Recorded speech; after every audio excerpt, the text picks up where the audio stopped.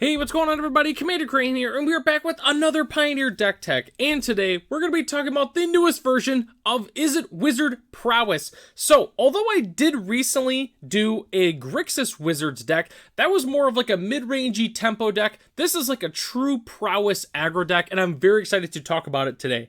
As always at the end of the video, let me know in the comment section below, is there a specific card that I should have put in this deck, or do you have suggestions for upcoming videos? Just let me know in the comments section. So the main reason that we are playing this deck is because of this card, Vivi, or I'll be honest with you, I don't really know how to pronounce the second part of this, or Nitier or something like that. I'm not sure. But anyways, this card is absolutely insane. So I knew this card was really good looking at spoilers, and then we actually talked about it on the podcast here that we do for the channel, and it convinced me, yeah, this card's absolutely insane. Obviously, we have the really nice mana ability there, which is fantastic, and then whenever you cast a non-creature spell, put a +1/+1 counter on it, and it deals 1 damage to each opponent. It's also a wizard, it's fantastic. This card is absolutely bonkers. It's the best card in the deck, and realistically, every card that we're playing really works around Vivi, which we'll get into right now.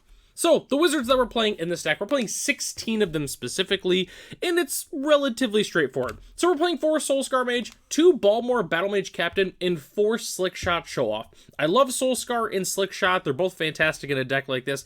Balmor is also fantastic, just because being able to give Vivi Trample is really great, because if it gets gigantic, it can just get, infinitely chump blocked. I'm only playing 2 copies of this, though. I was going to play 4 copies, but I wanted to play 2 copies of Kitsa Otterbolt Elite, which I think is fantastic in this deck for multiple reasons. So obviously you got the prowess part of it. It's a wizard. The nice Merfolk Looter side is really, really good too. But the main reason I really like this is because it's a really great mana sink for Vivi, which I'm going to talk about that a little bit later. But, there's some really good instants and sorceries that we can copy with this deck with Kitsa, and pretty much that's why we're playing it. And then obviously we're playing the 4 copies of Vivi or Nitier. Again, I don't know how to pronounce that last part. But, obviously we're playing a whole bunch of instants and sorceries, so that way we can trigger all of our prowess creatures, as well as make Vivi absolutely gigantic and make a whole bunch of extra mana, which we're going to do some crazy things with that. Which, I guess, we might as well hop into the next part. The non-creature spells. We're playing a ton of them in this deck, just because, obviously, we're playing a whole bunch of prowess creatures and things that care about non-creature spells.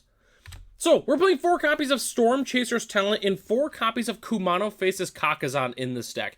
I wanted to include a lot of non-creature spells, so we're playing the Soulscar Mage as our only 1-drop creature, but we're playing the 4 copies of the Storm Chaser's Talent and the 4 Kumanos, which kind of rounds it up really well. And then obviously the Otter, when it enters, does have Prowess, which is great. And then the Storm Chaser's Talent also has really nice mana abilities there, or activate abilities. When we have some extra mana with Vivi, we could potentially activate those, which is going to be great. Kumano's also just a really good card in general. And then we're also playing 4 copies of Wizard's Lightning. We might as well play a Lightning Bolt if we're already just playing a whole bunch of Wizards. A lot of these cards we would want to be playing anyways, so it just makes sense to play Wizard's Lightning. And then we're also playing the best cantrips in the format, Opt, Consider, and Treasure Cruise.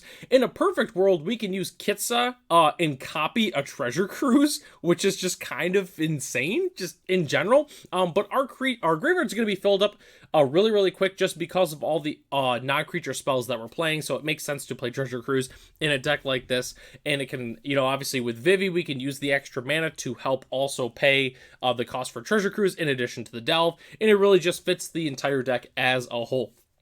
So, that's the entire main board. Let's go and hop into the lands here. We're playing 20 lands. It's a relatively straightforward mana base, but there's a few extra spicy cards that we're playing just because, Vivi's going to make a whole bunch of mana for us. So, we're playing 4 copies of Spirebluff Canal, 4 Steam Vents, and 4 Shivan Reefs as our main dual lands. We are also playing the 1 Spikefield Hazard. It is technically not like a land, but I'm including it in the land section. It's just an extra thing to be able to do for 1 mana, which again helps trigger all of our prowess creatures. We're playing 2 Hall of Storm Giants and 2 Den of the Bugbears. In the weird instance where Vivi has a lot of different count, like let's say 3 or 4 +1/+1 counters on it, and we can make a whole bunch of extra mana, I wanted to make sure there were things to do with that mana, and that's why I'm playing 2 halls and 2 dens specifically. You know, realistically, what's great about it is you can do any combination of red or blue mana, so we could potentially, you know, activate den and not have to tap any lands, or activate hall and only have to pay maybe 1 or 2 mana into it, which just feels really great. So that's why we're playing 2 of each of those. And then also, speaking of extra things to do with our lands, we're also playing the 1 Sekenzen and the 1 Otawara. Makes sense, they're absolutely free. And then we're playing 1 basic mountain in this deck. And as our spicy basic land of the day, I just picked my favorite mountain from the Final Fantasy set. Honestly, all the mountains were pretty good, but I really like this one. It's very mountainy. Like, you know, when you think of mountains, this is definitely one of the ones that you would probably think of. So that's why I included that one as our spicy basic land of the day. Okay, the next thing we have to talk about is the sideboard, which our sideboard is relatively straightforward. I always love to mention this. If my sideboard looks different than yours, that's totally fine. This is just based off of what I personally run into in my local metagame, as well as Magic Arena. So since we're wanting to play a whole bunch of cheap, you know, non-creature spells, that's mostly what our sideboard consists of. So we're playing 4 copies of Torch the Tower, 2 Lightning Volley, and 2 Abrade as some extra removal. Torch the Tower is great against all the, you know, early play decks, like, obviously, like, Mono Red with, like, Manifold Mouse, and Heartfire Hero. It also takes out Lana Robs and things like that. Lightning Volley, similar role, but against different decks. It's also good against, like, Spirits and Humans and any deck that's really playing a whole bunch of white or blue creatures. Abrade is just a fantastic card. There's a whole bunch of Corey Steelcutters floating around the metagame right now, so that's why I really like Abrade in sideboards just in general. We're also playing 3 copies of Into the Floodmaw. It really just kind of answers everything. It's just a great card, 1 blue, you know, sure, give him a tapped 1/1, sure, whatever, just bounce anything for 1 blue mana at instant speed. Definitely very good. And then we're playing 4 copies of Spell Pierce. This card comes in a number of different matchups. Decks are going to be looking to bring in extra removal against us just because of, obviously, all of our cheap threats. So it's really nice to have Spell Pierce to kind of help counteract that a little bit. Okay, so the next thing we have to talk about is the tips and strategy for this deck, which I just have 2 things that I want to go over if you're looking to play this deck. Obviously, you know, it's Prowess. You play a bunch of Prowess creatures, you play a bunch of non-creatures, you turn them sideways. Relatively straightforward, but there's 2 things I really wanted to mention. The first thing is, gotta go fast. Here's the thing, Vivi is the best card in the deck, which I did not include it in the tips and strategy because I thought it was pretty self-explanatory. The card's nuts, play a whole bunch of non-creature spells, and obviously, you know, with Balmort and Slickshot Show Off, we go boom, boom, boom, make some extra mana, cast some more spells, turn them sideways. But don't just sit there and wait for Vivi. Still play our 1-drops, our 2-drops. Heck, even if we don't have a hand without Vivi, like if we go turn 2, Slickshot Show Off, we should still just on turn 3 go spell, and attack in, or we have Balmar and Slickshot, whatever. We have Balmar turn 2, turn 3, Slickshot Show Off, play a, you know, an opt, whatever, trigger these, attack in. Just make sure we don't wait for the Vivis. Turn them sideways if it makes sense, which most of the time it's going to because we're playing out these specifically are just flyers. And the other thing I have to mention here is make sure we use our mana sinks. This deck is built in a way to fully maximize Vivi's potential and just how strong the card is. So one of the things we can do is if we have, you know, a whole bunch of counters on Vivi and, you know, obviously we don't have any cards in hand, maybe we need things to do with this mana. We have cards like Storm Chaser's Talent, Kitsa Otterball Elite, and Hall of Storm Giants. To be able to utilize that, we might as well, you know, use the mana if we have all of it. Obviously, Storm Chaser's Talent, both modes are fantastic in this deck. Kitsa is also really good just because we can obviously copy some really good instants and sorceries. Obviously helps trigger everything else that we need it to. And one thing that's cool with Kitsa is it does have Vigilance. So we can attack with this and then we can activate abilities. So obviously we can draw a card and then discard, or we can copy an instant or sorcery. So do keep that in mind. You can attack with this and then do some really spicy things. So just keep that in mind when you're playing this card. And then Hall of Storm Giants, obviously we talked about it earlier with cards like Den of the Bugbear. We could, you know, possibly, we don't even have to tap any lands for this card, or maybe just a few, and we get a nice 7/7 with Ward 3. Overall, there's a lot of mana sinks in this deck for a reason, is to take advantage of Vivi. So do keep that in mind when you're playing this deck.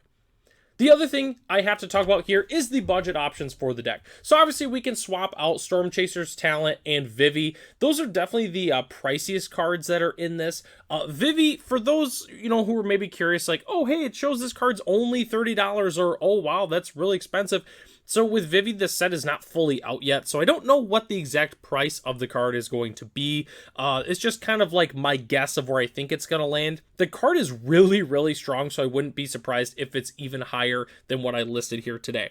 But we can also swap out some of the other pricier wizards like Slickshot, Showoff, and Kitsa. There's a lot of really good other ones we can play. For instance, like Dragecatcher is definitely very, very good. So do keep that in mind when you're playing, this. If you want to play it on a budget, there's a lot of other good budget options for wizards. The current list as it's constructed right now, including Vivi, is $380 which, other than Vivi, is really, really cheap. And for instance, the budget list is only $40 without Vivi. You can obviously swap it into like another random wizard or whatever. It doesn't even matter. You don't have to play Vivi necessarily in this deck, but Vivi is so strong. And if you are looking to play this deck in paper, I highly recommend getting this card. Just because I think Vivi is going to be good in every single format. It's going to be good in Standard. It's going to be good in Pioneer. I think it's going to be good in Modern. It's also going to be good in Commander. If you're playing Commander in general and you're playing a blue-red Spells Matters deck, you need to play this card in your deck. It's absolutely insane. It's my personal pick for the best card in the set, just in general, because it's crazy strong. And I wanted to build a deck that really showcased its power, and I think this definitely does that. Okay, so that takes us to the end of the video here. Thanks so much for watching. The deck lists are in the description below if you'd like to check them out for yourself. Huge shout out to our channel members, Ralph, Matt, Arcadius, Ray, Gary, Sir Wanoki, Michael D, our premium channel member, The Common Cold, Jeremy P, and BG Stilts. If you're interested in being a channel member, it starts at $1 a month, and you gain access to the exclusive Commander Crane Discord, as well as other features here on the channel. So, I'm Commander Crane, thanks for watching this video, and hope to catch you in the next one.